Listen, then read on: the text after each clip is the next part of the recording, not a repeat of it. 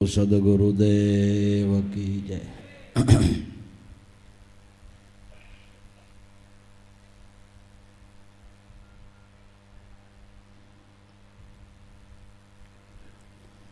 જેને સદગુરુથી પ્રીત બંધાઈ ગઈ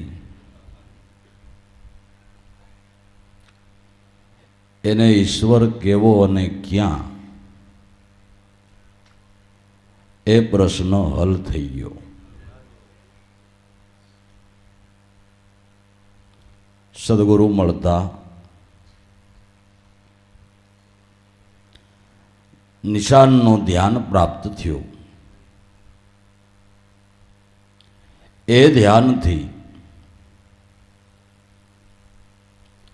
સગુણ અને નિર્ગુણની એકતા સદાઈ ગઈ। સગુણ બ્રહ્મ તે ગુરુ છે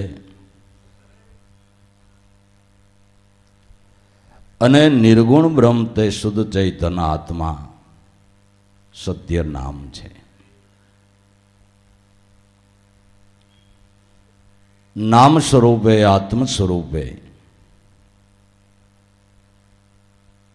ભગવાન પરમાત્મા કાયમને માટે અખંડ અને અવિચળ છે। ભગવાનને કોઈ દિવસ થઈ ગયા એવો શબ્દ ઉચ્ચારાય નહીં। એમ શબ્દ ઉચ્ચારનાર જાણે પરમાત્માની હાંસી કરે છે। જેને થવાપણું નથી અને મટવાપણું નથી એને થઈ અને ગયા એમ કેવું એને માટે હાંસી ઉડાડવા જેવું છે। કોઈ શ્રીમંતને ભિખારી કયો તો એની હાંસી કરી કહેવાય। ઈશ્વરને થઈ ગયા એમ કહે તો એની હાંસી કરી કહેવાય। અવિચળ તત્વને કોઈ દિવસ નાશ નથી, એનો નાશ થયો એમ કે એની હાંસી છે। તો એ આત્મ સ્વરૂપે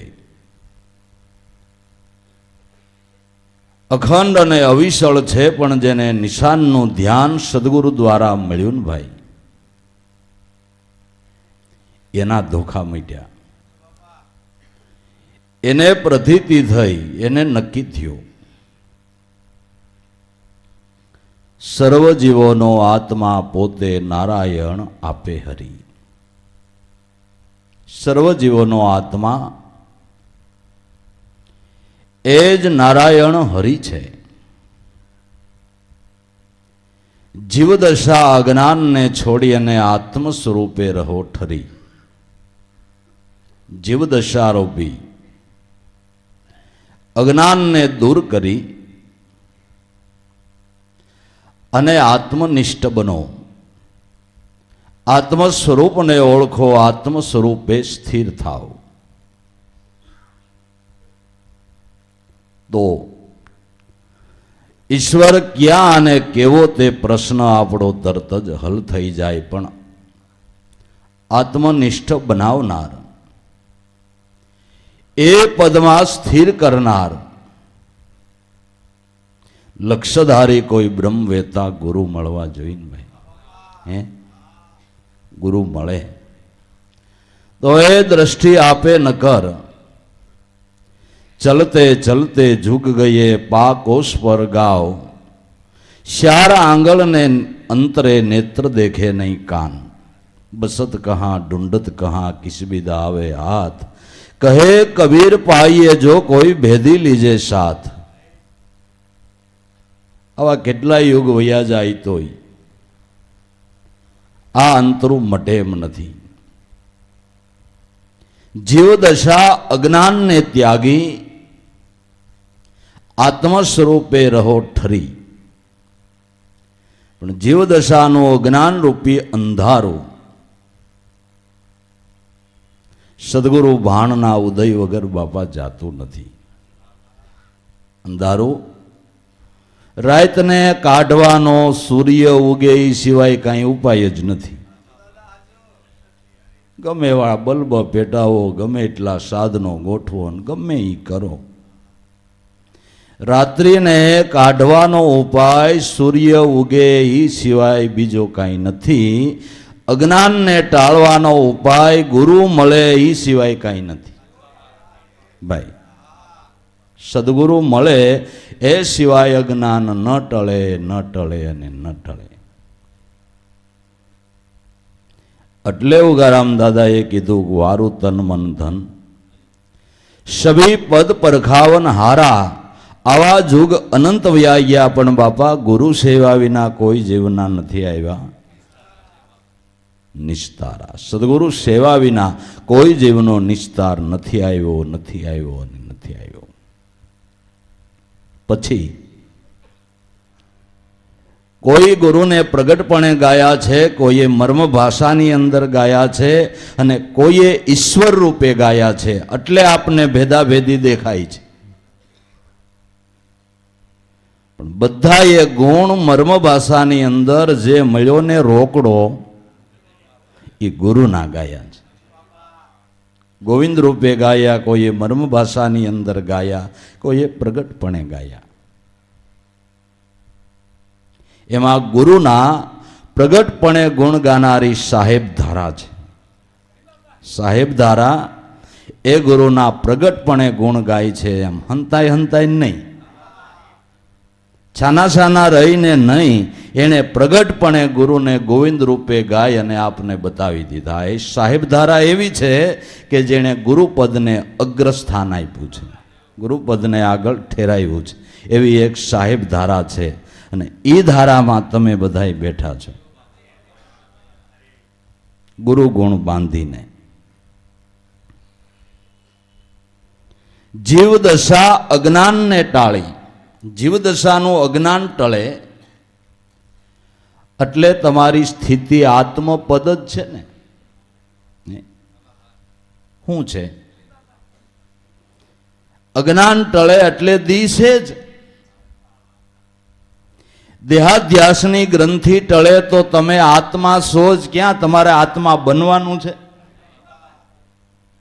આત્મા તો છે જ, પણ આડી આ અજ્ઞાન રૂપી રાત્રિ છે. રાત મટે તો દી તો છે જ. અંધકાર સત્ય નથી, સત્ય પ્રકાશ છે. અંધકાર તો પ્રકાશનો અભાવ છે. વાસ્તવિક રીતે અંધકાર એવું કાંઈ નથી, અજ્ઞાન એવું કાંઈ નથી. પ્રકાશનો અભાવ એનું નામ જ અંધકાર, જ્ઞાનનો અભાવ એનું નામ જ અજ્ઞાન. જ્ઞાનનો અભાવ એનું નામ અજ્ઞાન છે. આ અજ્ઞાન ગુરુભાણના ઉદયથી ટળે છે. પણ મૂળદાસ કે રવિ રવિ કીધે રજની નો ટળે. સૂર્યના નામના દેકારા કરો તો એમ રાત નો ભાગે. ઉગે તઈ અંધારા મટી જાય, રવિ ઉગ્યા જેને જ્ઞાનના એની ઓદે અજવાળા હોય. રાતના આપણે આટલા બધા માણા ભેળા થાય ને સૂર્ય સૂર્ય કહી તો રાત વહી જાય. પણ જેનું નામ લઈ છે એનો ઉદય થાય તો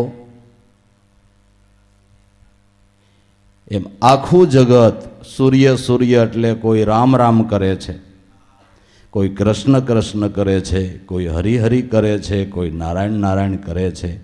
જેનું નામ લે છે એવડું એ ઉગે ને, એ ઓળખાય ને, તઈ અંધારું ટળે. નામનો નામી ઓળખાય તઈ અંધારું ટળે. નામનો નામી તમારો આત્મા છે. રામ એટલે તમારો આત્મા, કૃષ્ણ એટલે તમારો આત્મા, રામદેવજી એટલે તમારો આત્મા, શિવ એટલે તમારો આત્મા, બ્રહ્મા એટલે તમારો આત્મા, વિષ્ણુ એટલે તમારો આત્મા. નામનો નામી આત્માનો ઉદય થાય, આત્મપદનું પ્રાગટ્ય થાય, ત્યારે અંધકાર ટળે છે. નામનો નામી ઓળખાય ત્યારે. નામનો નામી આત્મા છે એ પરમાત્મા છે. એટલે સર્વ જીવોનો આત્મા પોતે નારાયણ આપે હરિ. જીવદશા અજ્ઞાનને ટાળી અને આત્મરૂપે રહ્યો ઠરી. નારાયણ એવો શબ્દ ઉચ્ચારો, અર્થ ભાવાર્થ કરી, ખરા રૂપે તો સમજાય છે સ્વરૂપ નારાયણ હરિ. નારાયણ એવો શબ્દ ઉચ્ચારો, પણ નારાયણ શબ્દનો ભાવાર્થ સમજો. નારાયણ એટલે શું? નારાયણ એટલે શું એ જો તમે નારાયણ શબ્દનો અર્થ સમજો તો નારાયણ એટલે શું એ અર્થ સમજતા સમજાય છે. નારાયણ એવો અર્થ વિચારો, અર્થ ભાવા નારાયણ એવો શબ્દ ઉચ્ચારો, અર્થ ભાવાર્થ કરી, ખરા રૂપે તો સમજાય છે નારાયણ આપે હરિ. નારાયણ શબ્દનો અર્થ હું? નારા એટલે જીવ સમૂહ, અયન તે આશ્રય કરી, સર્વ જીવોનો આશ્રય પોતે આત્મ સ્વરૂપ કહ્યું સહી. નારા એટલે જીવનો સમૂહ, નારા એટલે બધા જીવનો સમૂહ. અયન એટલે આશ્રય, બધા જીવોનો આશ્રય આત્મા ઈ નારાયણ છે. બધા જીવોનો આશ્રય શું છે? આત્મા છે. નારા એટલે જીવનો સમૂહ, અયન તે આશ્રય કરી, સર્વ જીવોનો આશ્રય એ આત્મ સ્વરૂપ કહ્યું સહી. સર્વ જીવોનો આશ્રય આત્મ સ્વરૂપ છે, એ જ પોતે નારાયણ છે. એ જ પોતે નારાયણ છે. પછી એને જાણનાર કે પરોર્તક કહો. જાણનાર કે પ્રવર્તક કહો એ આત્મા સિવાય અન્ય નહીં. બાકી જળબુંદની દેહ મૂર્તિ તે કાયા માયા રૂપ કહી. નારાયણનો બીજો શબ્દ એ થાય છે અયન એટલે જાણનાર અને અયન એટલે પ્રવર્તક. જે દરેકમાં પરવરીને રહ્યો છે એવો અર્થ કરો તોય થાય. અયન એટલે દરેકમાં પરવરીને રહ્યો છે એવો અર્થ થાય. અયન એટલે જાણનાર એવો અર્થ થાય. જીવ માત્રનો સાક્ષી આત્મા છે. તમારા આખા જીવનનો સાક્ષી મન અને મનનો સાક્ષી આત્મા, દ્રષ્ટાનો દ્રષ્ટા આત્મા છે. સાક્ષીનો સાક્ષી એટલે જાણનાર કે પ્રવર્તક કહો એ આત્મા સિવાય અન્ય નહીં. બીજી રીતે નારાયણ શબ્દનો અર્થ નારા એટલે જળ અને અયન એટલે રહેનાર, જળની અંદર રહેનાર, જળ બુંદના દેહમાં રહેનાર. ભાઈ એક અર્થ કે જળ બુંદના દેહની અંદર રહેનારો આત્મા એ પણ નારાયણ છે. એ પણ નારાયણ છે. કે જ્યારે પ્રલય કાળે સમુદ્રના જળનો સમૂહ એકઠો થયો, એ નારાયણની નાભિરૂપી ઉદરના નાળવામાંથી કે બ્રહ્માનું પ્રાગટ્ય થયું. જ્યારે પ્રલય કાળે બધા સમુદ્રનું પાણી એકઠું થયું, જળ સમૂહ એ નારાયણની નાભીના ઉદરના નાળવામાંથી બ્રહ્માનું પ્રાગટ્ય થયું. ને બ્રહ્માએ વિચાર્યું કે મેં જગતને સર્જ્યું પણ મને કોણે સર્જ્યો? પોતાને સર્જનાર કોણ છે એને ગોતવાની ભાવના થઈ. એનો અર્થ કે બધા જળનો સમૂહ એકઠો થયો એટલે આપણી સાતેય ઇન્દ્રિયો એ સાતેય સમુદ્રનું પાણી છે. એ બધી ઇન્દ્રિયોનો પ્રવાહ એકઠો થયો એટલે એક સ્વરૂપની અંદર લાગ્યો. એક સ્વરૂપની અંદર લાગ્યો. એ એકઠો થયો. વૃત્તિનો બધી ઇન્દ્રિયોનો લય જેમાં થયો એનું નામ પ્રલય. બધી ઇન્દ્રિયોનો જેમાં લય થયો એનું નામ પ્રલય. ને પ્રલય થાય ત્યારે જગતનો નાશ થાય. પ્રલય થાય તઈ દેહભાવનો. આપણે આ પ્રલય સમજવાનો છે. ને પ્રલય થાય તઈ કે નારાયણ એક જ રીએ, બીજું બધું કાંઈ ન રીએ. પ્રલય થાય ને તઈ ભગવાન એક જ રીએ, બીજો બધો ખાતમો બોલી જાય. એમ જેના દેહાધ્યાસનો ક્ષય થઈ ગયો એને ઈશ્વર સિવાય જગતમાં કાંઈ રહેતું નથી. પ્રલય થઈ ગયો. આ પૃથ્વીનો જે દી થાય તે દી પણ આપણે તો કરવો પડે એમ જ છે. પૃથ્વીનો જે દી થાય તે દી પણ આપણે પ્રલય કરવો પડે એમ છે. નારાયણ પાસે જવું હોય તો નકર રહેવા દ્યો, ભલે જગત ચાલુ રહ્યું, જગત ભલે ચાલુ રહ્યું, પણ નારાયણની પાસે જવું હોય તો પ્રલય કરવો પડે. પ્રલય થયા વિના નારાયણ પાસે જઈ શકાય નહીં. એટલે પરવર તકે જાણનાર કહો તે આત્મા સિવાય અન્ય નહીં. બાકી જળબુંદની દેહ મૂર્તિ તો કાયા માયા રૂપ કહી. જળબુંદનો દેહ તો કાયા માયા રૂપ છે, પણ જાણનાર અને પરવર્તક તે આત્મા એ જ પોતે નારાયણ છે. એ જ પોતે. જ્યારે આવો પ્રલય કાળ થયો, દરેક ઇન્દ્રિયોનો લય નામમાં થયો, ત્યારે શુદ્ધ સત્વગુણી રજોગુણ આત્મપદને ઈચ્છે તહીં ઈ જ રજોગુણ બ્રહ્મા કહીએ જે ઉપજે નારાયણ આત્મા થકી. આવો પ્રલય કાળ થયો, બધી ઇન્દ્રિયોનો લય થયો, ત્યારે એમાંથી શુદ્ધ સત્વગુણી રજોગુણ પ્રગટો એને બ્રહ્મા કીધા છે.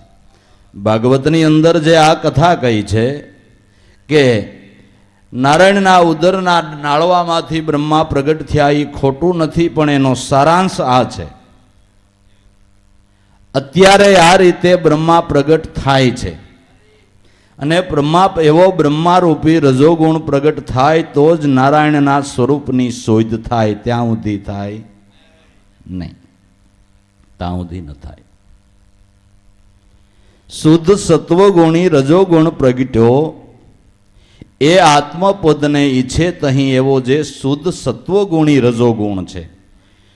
બીજા રજોગુણ છે એ જગતના ભોગ્ય પદાર્થોને ઈચ્છે છે, અને ઇન્દ્રિયોનો નામમાં લય થતા જે રજોગુણ પ્રગટે છે એ સ્વરૂપ ચિંતન કરીને સ્વરૂપને પામવાની ઈચ્છાનો રજોગુણ.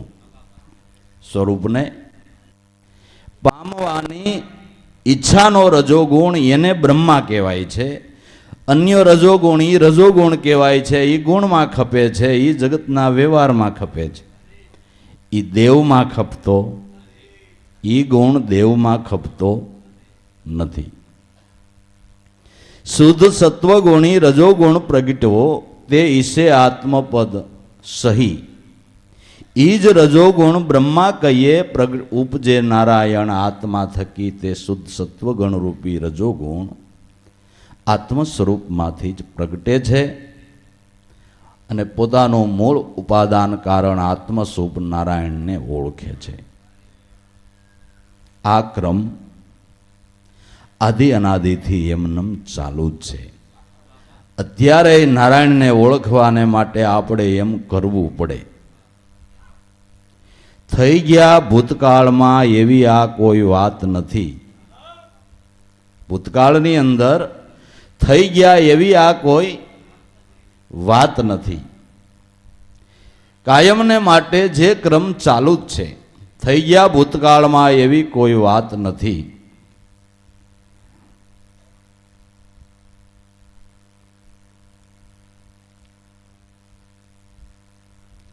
દાસ લાભુ કાયમને માટે છે. જો ઘટ પુરાણ અભ્યાસ કરી, ઘટ પુરાણનો અભ્યાસ કરીને જોવો તો કાયમને માટે છે. ભૂતકાળમાં થઈ ગયા એ વાત નથી. અત્યારે વર્તમાનમાં ઈશ્વર તમારા ઘટમાં પ્રગટ બિરાજે છે. પણ નજીક હોવા છતાં, જે આપણું જીવન જ હોવા છતાં ઓળખાતો નથી, નક્કી નથી થતો. એનું કારણ કે એનું કારણ મનનું ડગમગ છે. એનું કારણ મનની નિષ્ઠા નથી, મનની દ્રઢતા નથી. જો મનની દ્રઢતા થાય, મન નિષ્ફળ બને. શેમાં? કે ગુરુ વચનમાં. આપણું નિશાન આપણને અતિ પ્રિય ન હોય ત્યાં સુધી કોઈ દિવસ ધ્યાનની એકાગ્રતા થાય નહીં. આપણું નિશાન આપણને અતિ પ્રિય ન હોય ત્યાં સુધી કોઈ દિવસ ધ્યાનની એકાગ્રતા થાય નહીં. નિશાન અતિ પ્રિય થાય એને માટે જેને ગુરુ ગુણ બંધાણો છે ને એવા મહાપુરુષોનો સત્સંગ કરી, ગુરુનો મહિમા જાણી અને સમજે તો ગુરુ ગુણ બંધાતા નિશાન પ્રિય થાય અને જરૂર ધ્યાનની સિદ્ધિ થાય છે. એટલે સિદ્ધિ સાધન એ જ મનની દ્રઢતા. સિદ્ધિનું સાધન મનની દ્રઢતા, મનનું નક્કીપણું. પછી એમાં ભલે અજડ બંબની જેવા આપણે કહેવાય, નિશાન પકડ્યું એ પકડ્યું. ગાંડો માણા કોક વસ્તુ પકડી લે તો મૂકે નહીં, એમાં આમાંય ગાંડા થઈ જવું. એક પકડ્યું એ પકડ્યું, પછી કોઈ કહે તોય મૂકવું નહીં. ગાંડાને લાફા મારો ને તોય પકડ્યું એ મૂકે નહીં. ત્યાં તો ગાંડા થયા એની વાતું છે. ગાંડા થયા એની વાતું છે. દ્રઢપણે એ નિશાનને પકડી રાખવું, પછી પકડ્યા પછી એને મૂકવું નહીં. એમાં અજડ થવાની છૂટ. ગુરુગમ રૂપી નિશાન પકડવામાં અજડ થવાની છૂટ, હજડ થવાની છૂટ. નિશાન પકડવામાં સિદ્ધિ સાધન એ જ મનની દ્રઢતા. દ્રઢ મન આત્માની માય સાધે એકતા. દ્રઢ મન આત્મપદની અંદર એકતાને સાધે છે, ગુરુપદમાં એકતા સાધે છે. દ્રઢ મન આત્માની માય સાધે એકતા. પછી ઓર નહીં ઉછાટ, બીજો કોઈ ઉછાટ નહીં. કાનેથી ગમે એવું સાંભળવા મળે, આંખેથી ગમે એવું જોવા મળે, પણ કાંઈ અસરજ જ ન લાગે. કાંઈ અસરજ જ ન લાગે, કાંઈ નવાઈ જ ન લાગે. કોને? કે જેને નિશાન નક્કી થઈ ગયું છે એને. જેને નિશાન નક્કી થઈ ગયું છે એને કાંઈ અસર જ લાગતી નથી, એને કાંઈ નવાઈ લાગતી નથી. ગમે એવું જોવામાં આવે, ગમે એવું સાંભળવામાં આવે, સાંભળતા તમને કંઈ અસર જ થવા માંડે, તમે વિચારવા માંડો, ત્યાં સુધી તમારું નિશાનનું ધ્યાન કાસું છે. આ વાતને યાદ રાખવાની. કાંઈ એવું સાંભળીને મનમાં ડગમગ થાય કે હાલની જોઈ આવી જ ખરા કેવું, ત્યાં સુધી કાસા, ત્યાં સુધી નહીં તમે હાસા, ત્યાં સુધી કાછા. એટલુંય ન થવું જોઈએ, એટલુંય ન થવું જોઈએ. નક્કીપણું. ઓર નહીં પછી કોઈ ઉછાટ, પછી મનને કોઈ પ્રકારનો ઉછાટ જ નહીં. પંખી ઉડ્ડયન કરતું આમથી આમ, આમથી આમ, આમથી આમ ફરતું હોય, પણ ઉડતું ઉડતું માળે આવીને બેહી જાય, પછી સ્થિર થઈને બેઠું હોય, પછી પાંખોય નથી ફફડાવતું, જડ દઈને ડોકઈ નથી હલાવતું. માળે આવ્યું એટલે પંખી એ સ્થિર થઈ જાય છે. એમ એટલું બધું સંસળ મન ગુરુગમરૂપી માળે આવતા સ્થિર થઈ જવું જોઈએ. પછી કોઈ પ્રકારનો મનમાં ઉછાટ નહીં, કોઈ પ્રકારનો મનમાં ઉછાટ નહીં, કોઈ બીજું જાણવાની જોવાની કંઈ ઈચ્છા નહીં. અરે ભાઈ આ રોકડો મળ્યો છે, પ્રગટ મળ્યો છે, એ અનુભવથી એનો આનંદ મળે છે, પછી જગતમાં બીજું જોઈએ છીએ હું ભાઈ, પછી બીજું હું જોઈએ છીએ.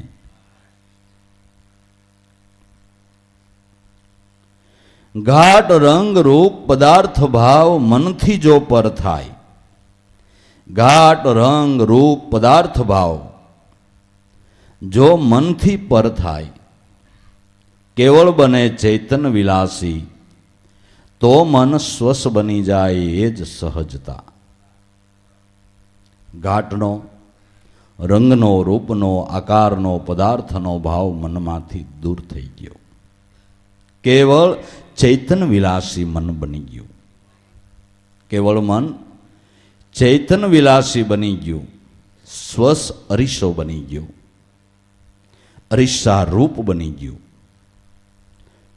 અરીસાની અંદર કોઈ સારું પ્રતિબિંબ પડે તો અરીસો રાજી થાય, ખરાબ પડે તો અરીસો રોવા માંડે. હે, કેટલાય પ્રતિબિંબો આવે ને જાય, એમાં અરીસાને કાંઈ નહીં. એવું જેનું મન થઈ ગયું, એટલે સત્સંગીનું મન છે ને ટપાલીના ઠેલા જેવું હોવું જોઈએ. લગ્નની કંકોત્રી આવે ઠેલો દાંત નો કાઢે, અને ખરખરાનો મેલો આવે ઠેલો કાંઈ રોવા ન માંડે. રોવા માંડે ઠેલો ભૈરો રોતા ટપાલીનો. અને ઝાઝી કંકોત્રી ઠેલામાં આવે એટલે ઠેલો આમ આમ આમ ઉછળવા માંડે. નહીં, કાંઈ નહીં. સુખ ઓર દુઃખ મેં આનંદ રેવે, હરદમ હરિગુણ ગાવે, સાધુઓ નરમ કો. અરીસા જેવું મન બની ગયું, દ્રષ્ટા ભાવ થઈ ગયો. પછી ગમે એવા પ્રતિબિંબો પડે પણ અરીસો એકેય પ્રતિબિંબને હાંચવતો નથી. એમ ચૈતન વિલાસી બનેલું મન કોઈ પ્રતિબિંબને હાંચવતું નથી. કોઈ પ્રતિબિંબને હાંચવતું નથી, જેનું એક જ લક્ષ્ય છે, બસ. ઘાટ રંગ રૂપ પદાર્થ ભાવ મનથી જો પર થાય, કેવળ બને ચૈતન વિલાસી, તો મન સ્વસ બની જાય. ચૈતન વિલાસી મન બન્યું એટલે સ્વસ બની ગયું. જેમ અરીસામાં જ્યાં સુધી ડાઘા હોય, ધાબા હોય, ત્યાં સુધી તમારું પ્રતિબિંબ સારું દેખાડે નહીં. એ અરીસાને સાફ કરી નાખો તો તમારું પ્રતિબિંબ હાબેહૂબ દેખાડે. એ મનરૂપી અરીસો તમારા આત્મ સ્વરૂપ રૂપી પ્રતિબિંબને દેખવાનો જ અરીસો છે. મન નારાયણ રૂપ આત્મા રૂપને જોવાનો અરીસો છે. પણ માથે ડાઘા પડી ગયા છે, માથે ડાઘા પડી ગયા છે. હે રામ, આ મન ઉપર કેટલી પ્રકારના ડાઘા પડી ગયા છે, એને વિવેક રૂપી જળથી ધોઈ નાખો. વશિષ્ઠ મહારાજ રામને કહે છે કે મનરૂપી અમૂલ્ય હીરો છે, કાદવમાં રગદોડાઈ ગયો છે, એને વિવેક રૂપી જળથી ધોઈ નાખો. જો વિવેક રૂપી જળથી આ હીરો ધોવાઈ જાય તો એ જ હીરો આ પ્રતિબિંબને દેખાડે છે. જે મન અજ્ઞાન રૂપી અંધકારને ફેલાવે છે, એ જ મન સત્યનો પ્રકાશ પાડે છે. પણ સાફ કરવો જોઈએ. સાફ કરવાનું પોતું તમને જે ગુરુ મહારાજે શ્વાસોશ્વાસનું ધ્યાન આપ્યું ને ભાઈ, એને શુદ્ધ કરવાનું, સાફ કરવાનું પોતું છે. કાયા ખેત તને મળ્યો કાજુ, વિશેષ બાવળ બીજ ક્યુ બોતા, પાપી આંબારાસ કહા સો પાવે, ગંધક સે અબ ખોતા. સત્સંગ કરી લે, સમજણ લઈ લે, મૂર્ખ મન ક્યુ રોતા, કેવળ પરી કહે સદગુરુ હાસા મળે તો મોહન સે મન મોતા. શ્વાસોશ્વાસનું ધ્યાન મળ્યું એ મનરૂપી અરીસાને સાફ કરવા માટેનું પોતું છે. બીજા કોઈ પોતે આ અરીસો સાફ નહીં થાય. તમે લાખો અને કરોડો રૂપિયાના પુણ્ય કરો એટલે આ અરીસો સાફ નહીં થાય. વખત છે બેદરકાર રહ્યો, ડાઘા પડવાનો સંભવ છે. મેં આટલું પુણ્ય કર્યું, આટલું દાન કર્યું, આ ધર્મશાળામાં મેઇન ગેટ ઉપર આપણો બોર્ડ છે, તકતી આપણી છે, મારા બાપુજીની, મારા દાદાના નામની. 1 કરોડ રૂપિયા આપણે આમાં આપેલા છે. હા, આ કન્યાશાળામાં મેઇન ગેટ ઉપર જ આપણી જ તકતી છે. એમાંય 30 લાખ આપણે દાન કરેલું છે. હા, આ અહમના ધાબા પીડ્યા. આ કે દાન તો બધાયને કરવું, પણ ઓબા લેતા હોય બિચારા શેનું કરે? તને કોઈકે દીધું તો કરશો ને ગાંડાભાઈ, કાંઈક તો વિચાર. તને દેવાવાળો કોણ છે એટલું તો વિચાર. કોઈને દીધું ને કેમ કર્યું? એ જેનું છે એને હોપીને આલો તો વાંધો નહીં, ભાર લીધે તો આમાં બુડી જવાય એવું છે. પણ સદગુરુની સમજણ વિના એનું અભિમાન આવે. વાહ ચૂકે મેં ચૂકે. આજે 40 વર્ષ થયા, ગીતાજીનો પાઠ હું કોઈ દી ચૂક્યો નથી. 20 વર્ષથી તો સુંદરકાંડ કરું છું. રોજ એક સુંદરકાંડનો પાઠ કરવો ને કરવો અમારે હંમેશનો નિયમ છે. એલા ભાઈ, ગીતાજીનો પાઠ કરતો હોય કે સુંદરકાંડનો પાઠ કરતો હો તો ક્યાં કોક હારું કરશો? તારા ફાયદા હાટું કરશો. અને જેણે લખ્યું એ અભિમાન નથી કરતા ને તું વાસવાવાળો શું ઉપાડો લઈને ઉઠ્યો છે? લખવાવાળા અભિમાન નથી કરતા અને તું વાસવાવાળો ઉપાડો લઈને શું ઉઠ્યો છે? એમાં શું કીધું એ વર્તમાન પાડ્યું. ગીતાજીમાં શું કીધું, સુંદરકાંડની અંદર શું કીધું એ વર્તમાન પાડ તો કાંઈ વાંધો નથી. વાંચેથી પૂરું છે.